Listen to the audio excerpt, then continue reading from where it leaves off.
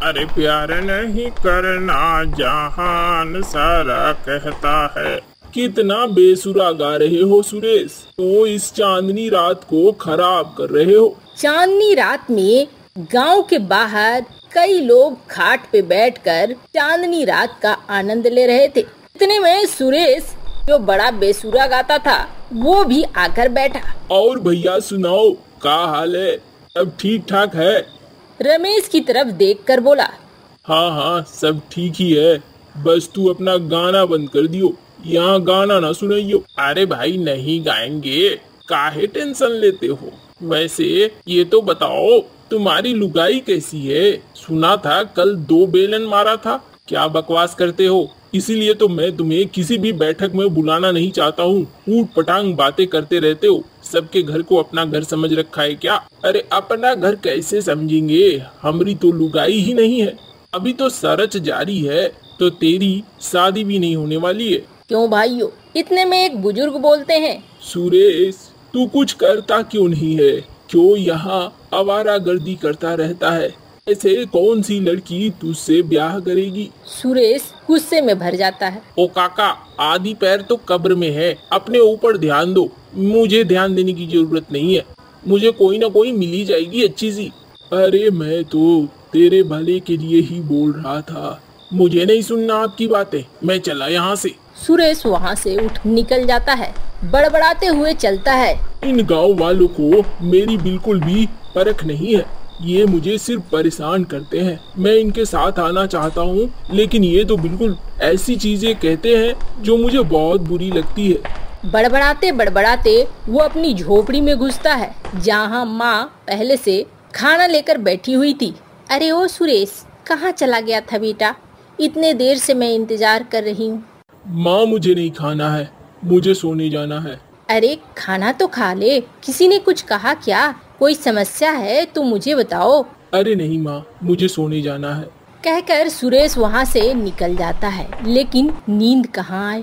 थोड़ी देर बाद नींद उसकी खुलती है और वो वापस से जंगल की तरफ निकल पड़ता है। तभी वो देखता है कि एक लड़की दौड़ी दौड़ी आ रही है और आकर ये सीधे तालाब में छलांग लगा देती है। अरे बाबा, ये तो गई, देखना होगा कौन है ये। वो पास की तालाब पे पहुंचा, लेकिन वहाँ ऊपर तो बिल्कुल कुछ भी दिख नहीं रहा था। फिर थोड़ी देर बाद वो लड़की ऊपर आती है। सुरेश ऊपर निकलने में उसकी मदद करता है। अरे कौन हो तुम? इतनी रात गए आके तालाब में छलांग क्यों लगा दिया? और इस जंगल में कर क्या रही हो? वो लड़की कुछ नहीं कहती है और आगे निकल जाती है, फिर जंगल में ही गायब हो जाती है। सुरेश वापस अपने घर पहुंचता है, लेकिन पूरे दिन वही घटना उसके दिमाग में चलता रहता है। कौन थी वो लड़की? आकर सीधे छलांग लगा दिया, फिर जंगल में गायब हो गई। चलो जरा देखता हूँ, आज रात क्या उसी तालाब में फिर आती है वो उसी तालाब के पास चला जाता है और इंतजार करने लगता है। ठीक कुछ देर बाद वो लड़की फिर से आती है और फिर से तालाब में छलांग लगा देती है। सुरेश भी साथ साथ तालाब में छलांग लगा देता है और उसे लेकर बाहर आता है। काहे मरी जा रही हो? कोई बात है, कोई दिक्कत है तो बताओ। अब तुम्हें क्या बचाने के लिए मुझे यहाँ रोज आना होगा? तुम कौन हो और यहाँ हर रात क्यों आ जाते हो? अरे पहले हमें बताओ, तुम कौन हो जो हर रात यहाँ छलांग लगाती हो? मेरी छोड़ो, तुम मुझे बहुत परेशान लग रहे हो। बताओ क्या बात है? अरे कुछ नहीं, मेरी परेशानी है, मुझे शादी करनी है और कोई लड़की नहीं मिलती। फिर वो लड़की मुस्कुराकर हंसते हुए वहाँ से चली जाती है। सुरेश सोचने लगता है, गोद में बच्चा और नगर में ढिंढोरा, ये लड़की भी तो बहुत खूबसूरत है। क्यों ना मैं इसे ही पटा लूं। एक बार इससे शादी हो गई तो जल भुनके रह जाएंगे ये गांव वाले। जितना मेरा मजाक बनाते हैं, उतना ही उन्हें लगेगा कि हमने बहुत बड़ी गलती कर दी। अब ये तो चली गई, चलो कल रात फिर आता हूँ, फिर इससे बात करूँगा। वैसे हंसी तो फंसी। मुझे तो बहुत उम्मीद है कि यही बनेगी मेरी घरवाली। सुरेश घर की तरफ चला जाता है और वापस से रात का इंतजार करने लगता है। रात होती है और सुरेश तालाब के पास पहुंचता है। एक बार फिर वो लड़की आती हुई दिखती है, लेकिन इस बार वो तालाब में छलांग नहीं लगाती है। क्या बात है, आज तालाब में नहीं नहाओगी? रोज तो छलांग लगाती हो। मरने का तुम्हारा इरादा तो है नहीं, मुझे पता है, लेकिन रोज रोज तालाब में छलांग लगा देती हो। वैसे मैं तुमसे आज कुछ कहना चाहता हूँ। हाँ बोलो। ऐसा करो, मुझे घर वाली की जरूरत है और मेरी माँ को बहू की। क्यों न तुम मेरी पत्नी बन जाओ। वैसे न जाने क्यों वो लड़की भी पसंद करने लगी थी सुरेश को और उसने तुरंत हाँ कह दिया। जल्द ही दोनों की शादी हो गई और शादी होकर घर पहुंच गई सुरेश के लड़की। अरे मैंने तो तुम्हारा नाम ही नहीं पूछा, क्या नाम है तुम्हारा? मेरा नाम मोहिनी है। चलो चलो मेरी माँ से मिलो, ये मेरी माँ है। अपनी बूढ़ी माँ की तरफ सुरेश इशारा करता है। चलो आज तो मैं तुम्हें बैठक में लेकर चलूंगा ताकि सारे लोग देखकर जल भुन जाएं। गांव वालों के सामने सुरेश अपनी पत्नी को लाता है और गांव वाले आपस में खुसर पुसर करने लगते हैं। अरे किसका करम फूटा था जिसने अपनी लड़की इसे दे दी, खिलाएगा क्या ये? वैसे भैया बहुत खूबसूरत है, इसकी पत्नी तो बिना चांद के ही घर में चांदनी वाली रोशनी होगी। अबे चुप कर, चल यहाँ से। सुन लिया सुरेश ने तो फिर बेकार का झगड़ा करने लगेगा। खुसुर फुसुर करते हुए गांव वाले अपने अपने रास्ते निकल जाते हैं, लेकिन फिर आधी रात को अचानक से मोहिनी घर से निकल पड़ती है और निकलकर सीधे उसी जंगल में जाकर तालाब में कूद जाती है। पीछे पीछे एक गांव वाला भी पहुंचता है। अरे ये तो सुरेश की नई नवेली लुगाई है, तालाब में क्यों कूद गई है, वो भी ये चांदनी रात में। मैं भी जरा कूद के देखता हूँ क्या कर रही है पानी में। कहकर वो मनचला पानी में कूद जाता है और मोहिनी को पकड़ लेता है। अरे भौजाई, पानी में नहा रही हो आधी रात को, मुझो आ गए। छोड़ो छोड़ो, मुझे जाने दो घर।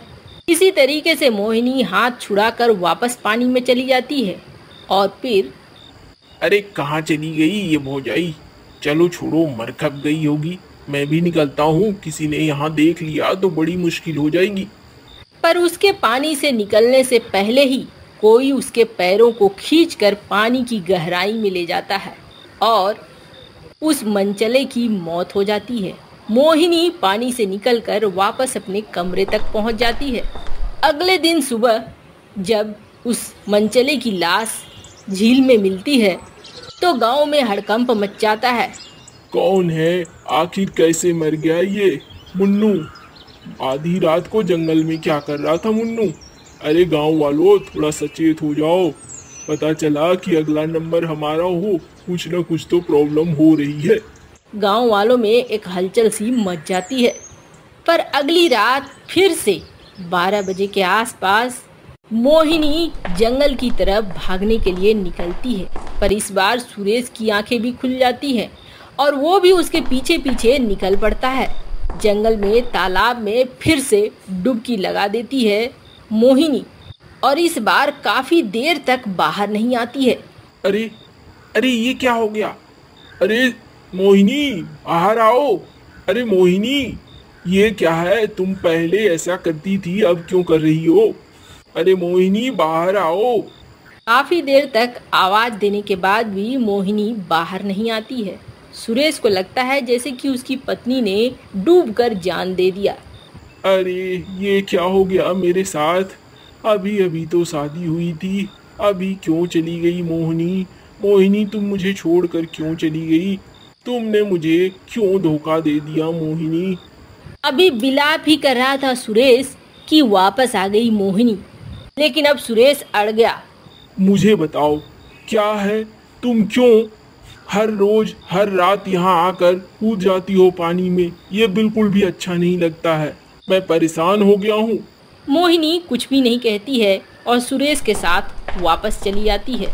पर अब धीरे धीरे गांव वालों को भी ये बातें पता चलने लगती है कि मोहिनी हर रोज रात में जाकर तालाब में कूद जाती है। एक बार गांव की एक दूसरी बूढ़ी औरत सुरेश की माँ से मिलती है। अरे सुना है तुम्हारी बहू रोज रात को तालाब में कूद जाती है। अरे कुछ जादू टोना है क्या? भूत प्रेत लगे हैं क्या? उसे किसी साधु संत को दिखाओ, किसी तांत्रिक को दिखाओ, ठीक हो जाएगी। सुरेश की माँ को भी लगता है कि हाँ वो सही ही कह रही है। हाँ बहन, मैं भी कुछ यही सोच रही हूँ, पर ये सुरेश है ना, ये बीच में अड़ंगा डालता रहता है और कहता है नहीं माँ, तुम उसे तंग नहीं करना, परेशान नहीं करना। लेकिन अगर भूत प्रेत हटाने हैं थोड़ी परेशानी तो होगी ही। जब तक तांत्रिक झाड़ू से नहीं मारेगा तब तक तो भूत भागेगा भी नहीं। हाँ हाँ बहन, बिल्कुल। अच्छा मैं प्लान करती हूँ, जब सुरेश घर पे नहीं होगा तभी मैं बुलाऊंगी तांत्रिक को। संयोग से सुरेश काम के लिए शहर की तरफ चला जाता है और उस दिन माँ तांत्रिक को बुला कर ले आती है। आइए बाबा आइए। माँ जी ये कौन है, किसे बुलाकर आप ले आई हैं? ये तांत्रिक हैं, तेरे अंदर के भूत को निकाल कर बाहर फेंकेंगे। नाक कटवा दिया है तुमने हमारा। गांव भर में चर्चा होती है, रोज रात को सुरेश की बहू चली जाती है, तालाब में जाकर कूद जाती है। अब तो लोग ये भी कहने लगे हैं कि तालाब में कोई मरता है तो उसकी वजह सुरेश की पत्नी ही है। तू तो हमें गांव से बाहर निकलवा कर मानेगी। ओ सिम सिम डिगा, मैं निकाल फेंकूंगा इसके अंदर के भूत को। इतना कह के तांत्रिक उसे रस्सी से बांध देता है और फिर मंत्रों का जाप करने लगता है। लेकिन जैसे ही रात हो जाते हैं वैसे ही छटपटाहट मोहिनी की बढ़ जाती है। मोहिनी सांस नहीं ले पा रही होती है। मुझे छोड़ो, मुझे सांस नहीं आ रही है, मुझे रस्सी से खोलो, मुझे हटाओ, मुझे पानी चाहिए, मुझे जल्दी खोलो। लेकिन तांत्रिक उसकी रस्सियां नहीं खोलता है और न ही बूढ़ी सास। धीरे धीरे मोहिनी बेहोश हो जाती है।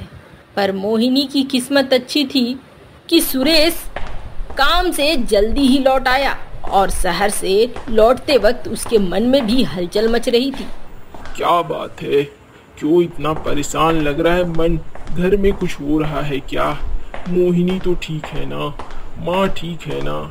सोचते सोचते सुरेश दरवाजे तक पहुंचता है तो देखता है घर में तांत्रिक और अपनी बेहोश पत्नी को। अरे निकलो यहाँ से, कौन कौन मेरे घर में आ गए हैं? अरे बेटा ये तांत्रिक है, भूत। माँ मैंने तुम्हें कहा था ना ऐसे लोगों को हमारे घर में नहीं बुलाना, तुमने मेरी बात नहीं सुनी। अरे मोहिनी, मोहिनी को क्या हुआ? मोहिनी उठो। उसने मोहिनी को उठाने जगाने का प्रयास किया। हल्की आवाज में मोहिनी ने कहा, मुझे तालाब के पास ले चलो। इतना कहकर वो फिर से बेहोश हो गई।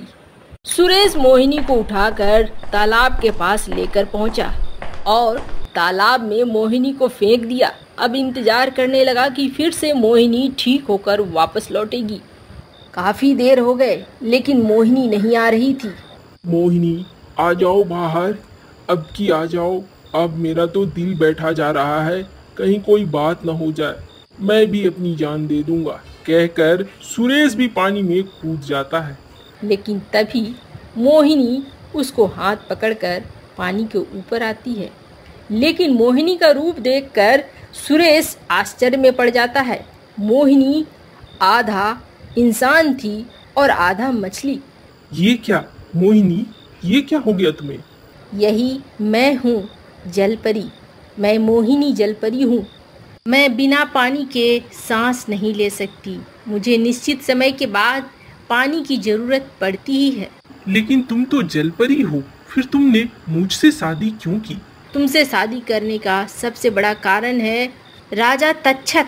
तक्षक, ये कौन है?